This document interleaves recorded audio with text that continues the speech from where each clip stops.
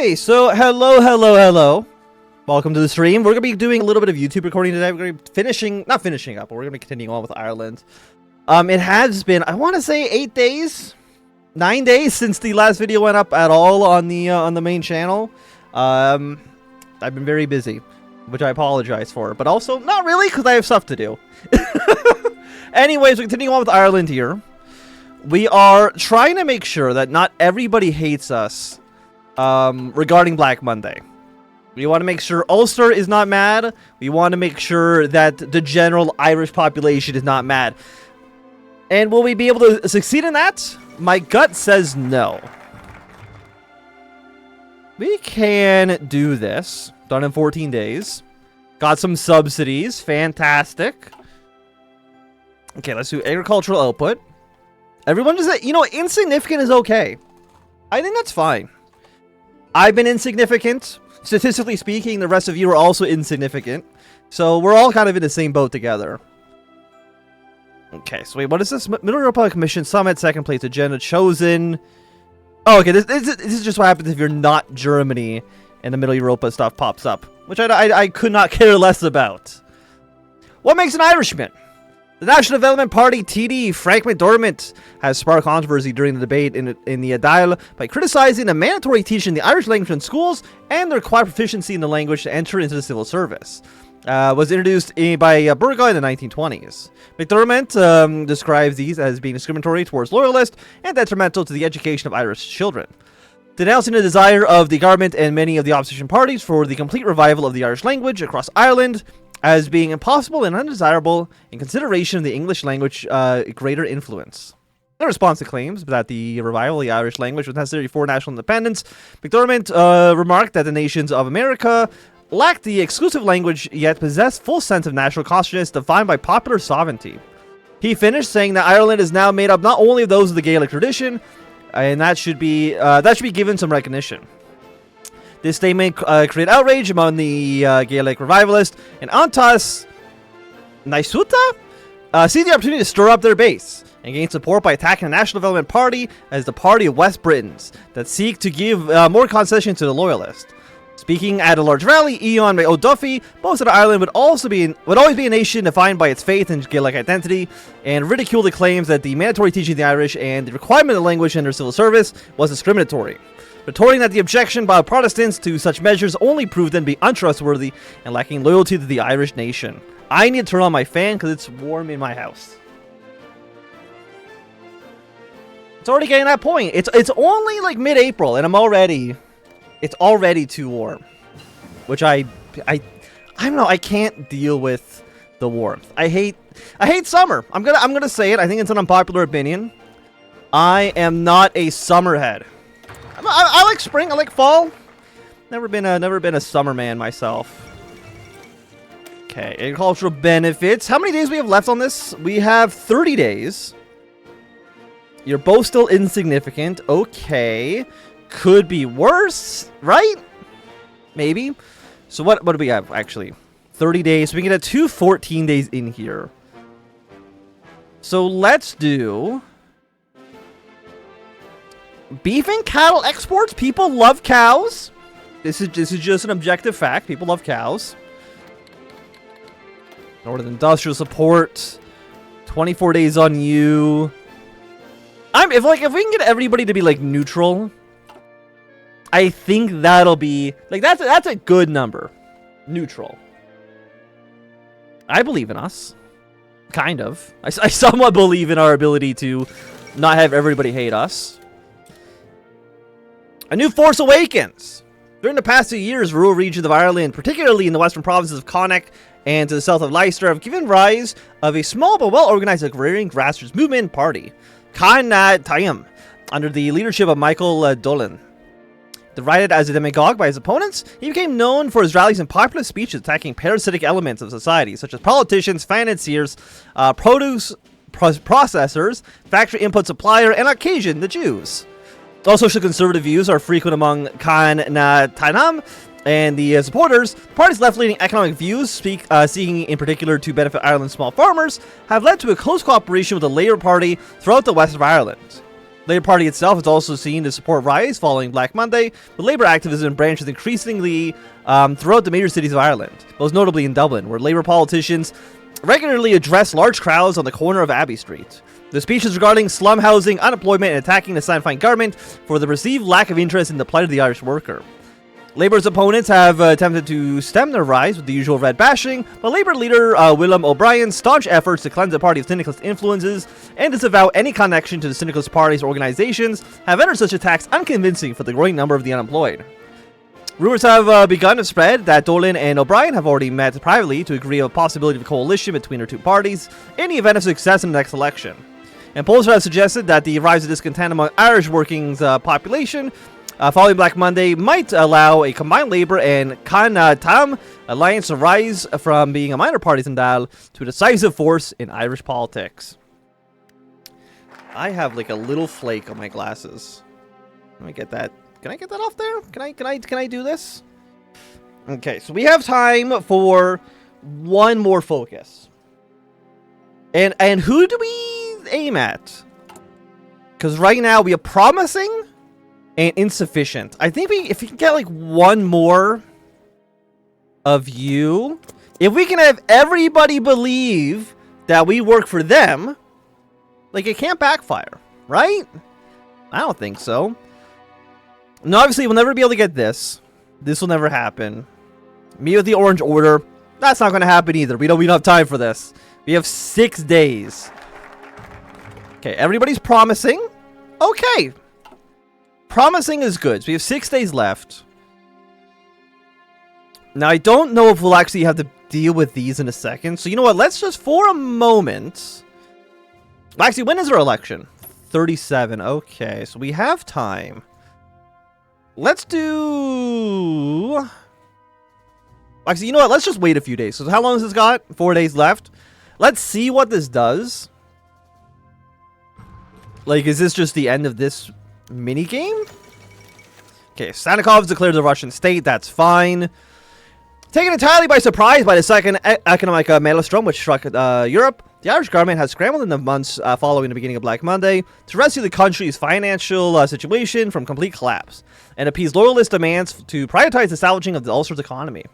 The government's endeavors in both of these regards have ended in failure, with several repercussions being felt throughout the nation. GDP has grown disenchanted by the incumbent Sinn Féin administration, is positioned as the Big Tent loyalist party under threat from hardliners due to the perceived weakness, and unemployment, declining living standards, and crime are on the rise.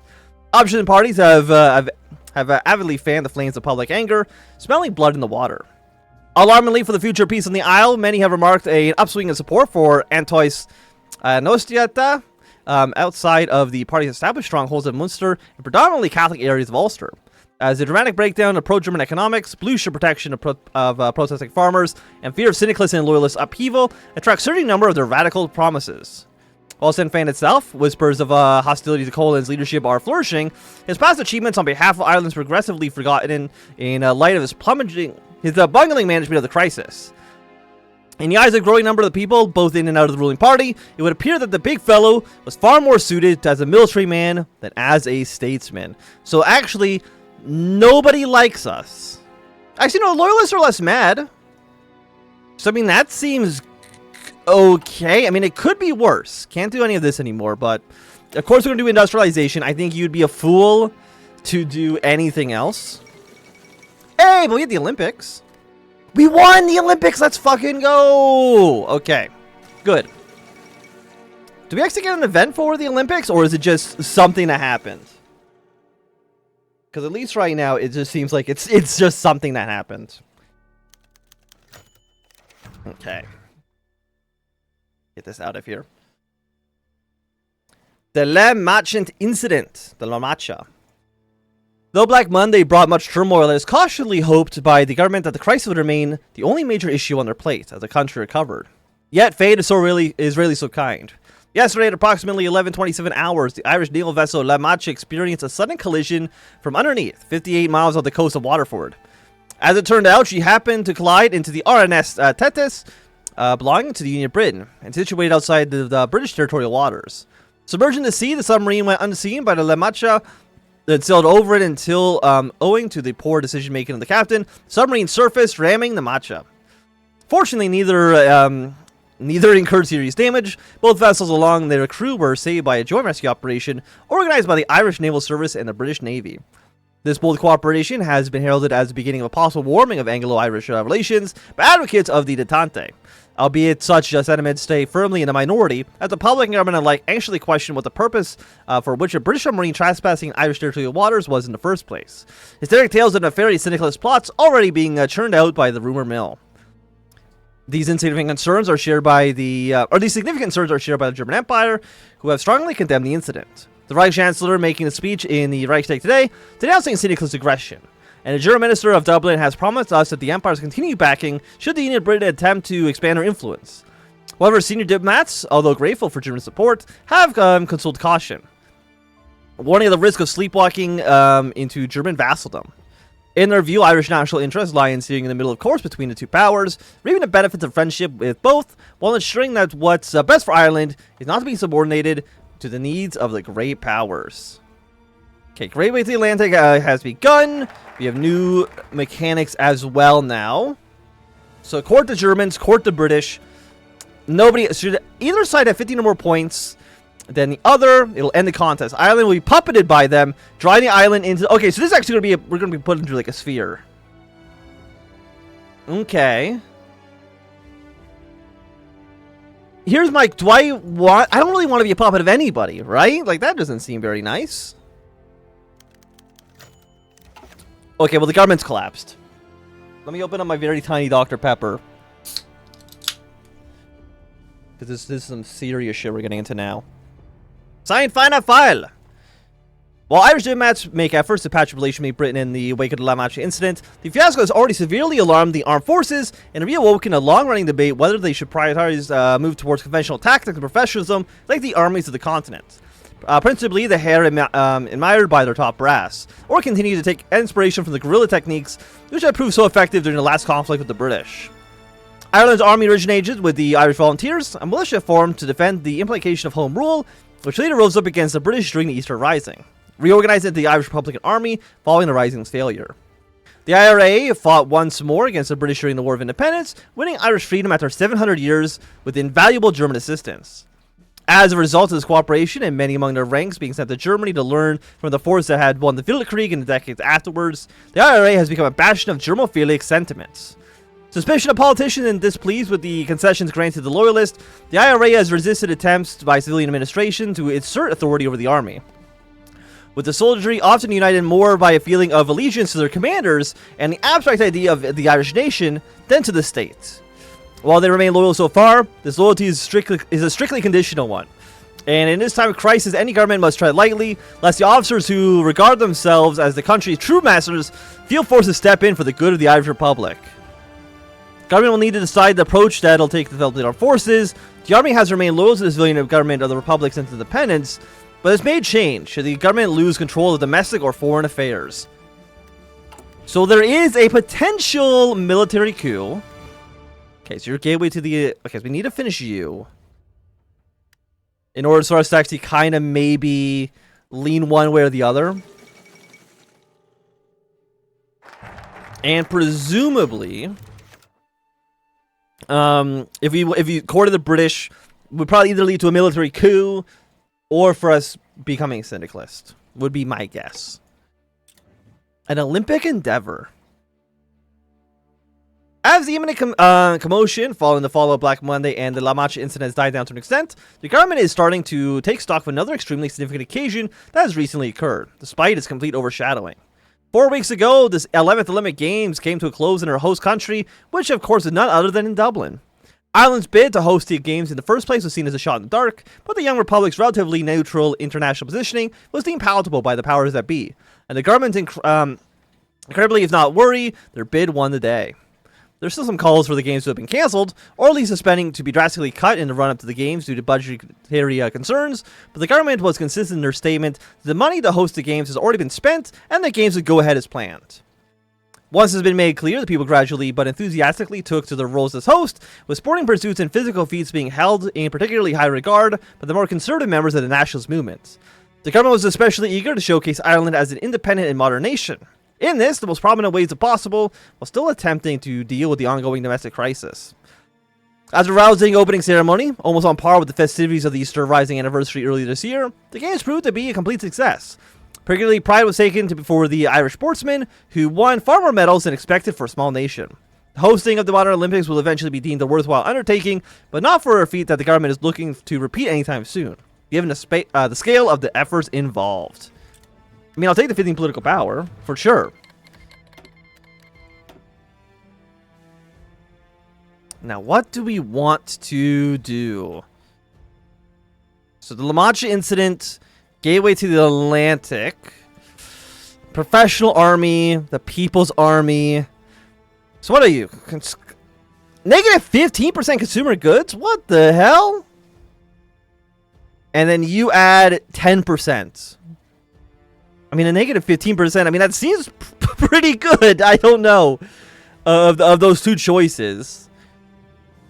Is that like a typo? Is it supposed to be negative 15%? Like, well, okay, what do you have for us then instead? Organization boost. New chief of the army. Another organization boost.